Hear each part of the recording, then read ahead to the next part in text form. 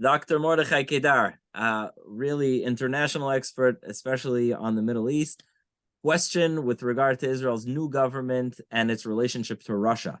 The rift between the United States and Russia is huge. As Americans, we love Israel. We want to stay closely connected. Is Israel getting closer to the Russian side, making it harder for Americans and Israelis to keep together? Well, Israel as a state has interests. When it comes to Russia, don't forget that Russia is actually our neighbor. They today have much to say and to do with Syria.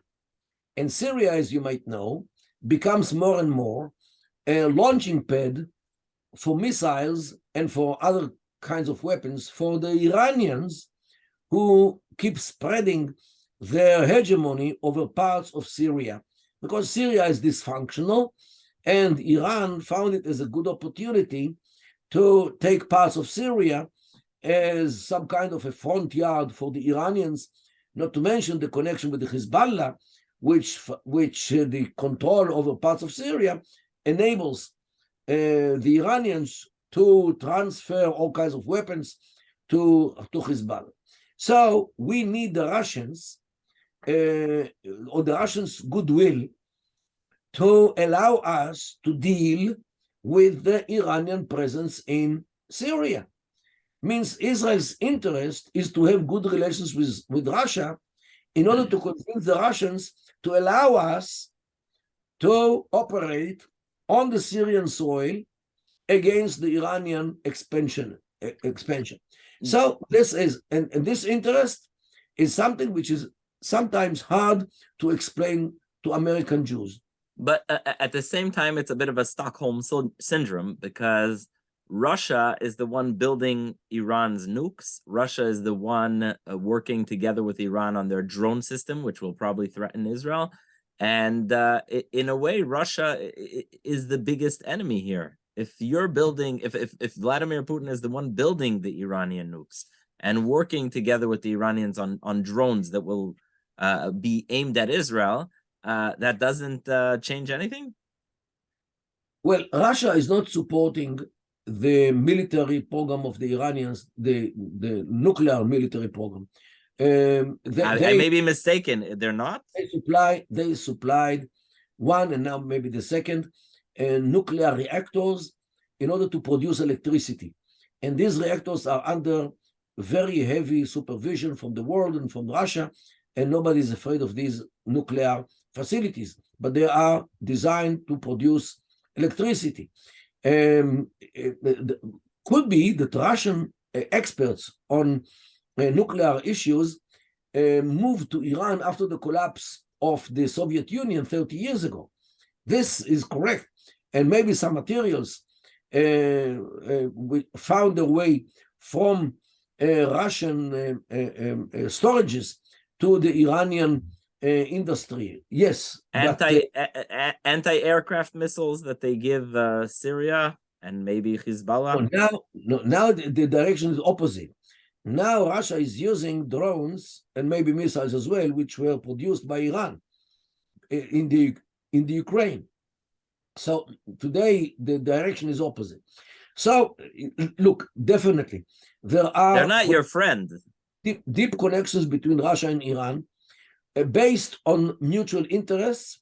And don't forget that what we have today is actually a coalition or semi-coalition between Russia, Iran, and China against the coalition of the United States of America and Western Europe.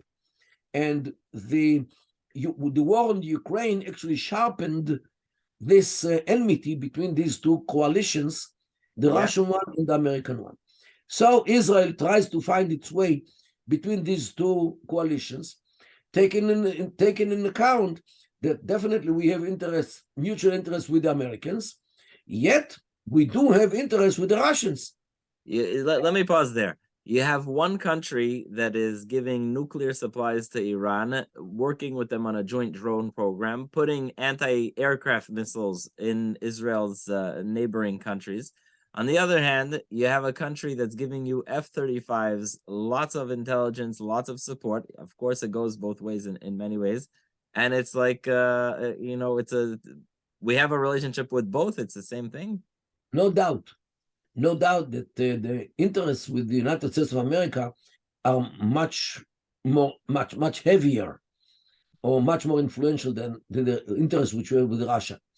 Having said that, we do have interests with Russia as well, especially when it comes to Syria. Or the fact that interest being not to get killed. That's not an interest. Interest means that Russia allows Israel to operate against the Iranian expansion in Syria. Which they supply. No, they don't supply. The Iranians are supplying what they have. But when Israel attacks Iranian targets in Syria, I believe that it is based on Russian consent. And the Russians would not allow Israel to do these actions or to perform these actions against the Iranian presence in Syria unless Israel has convinced them that this is something which is essential for Israel. And sorry? Yeah, and don't forget that Netanyahu actually had very good relations with both President Trump, when Trump was the president, and Putin. Did he have better relationship with Putin or with Barack Obama?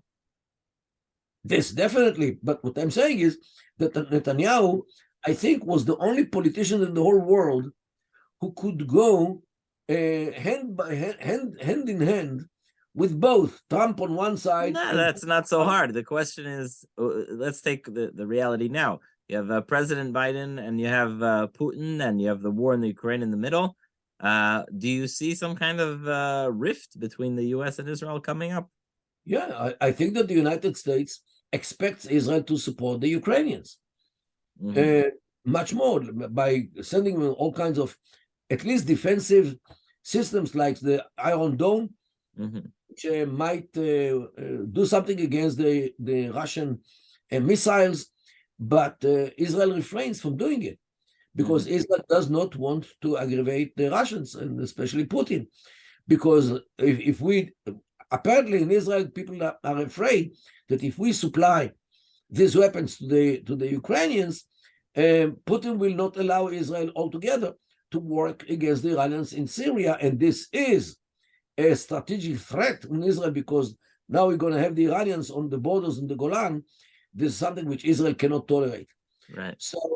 So Israel here is between the rock and the hard place. Seeing how badly the Russian army performed in Ukraine, don't you think that Israel should be taking Russia a bit less seriously, seeing how that's an army that's not a superpower like we all thought?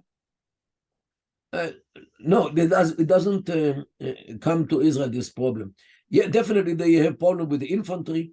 They have problem with armor, logistics, and so. Here, when it comes to Russia, to Syria, it's mainly air defense. It's missiles, anti-aircraft missiles, and other systems which are designed to protect the Syrian soil. This is the problem. We don't have problems with the Russian tanks or artillery or even the Navy.